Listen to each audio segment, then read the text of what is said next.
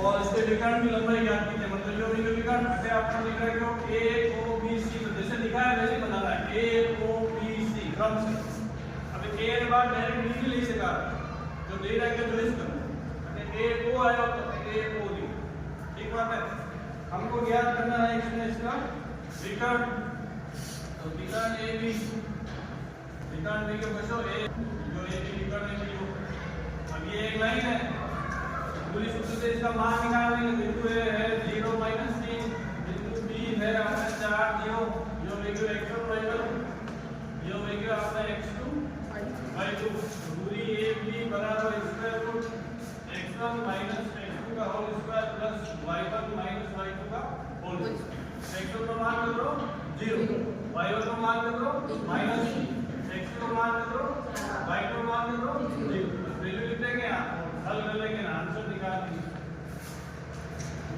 चलो आगे मान लिख देते हैं हमें x1, जो कोष्ठक लगाया है x1 का तो है 0, जो 0 लिख दो हमारा माइनस x2 का मान कितना है 4, जो 4 लगा है ये होल प्लस y1 का मान कितना है -3 है, तो कोष्ठक लगाएंगे लिखो ताकि आपका गलती नहीं हो, माइनस y2 का मान है 0 ये कोष्ठक कर दिया इसको।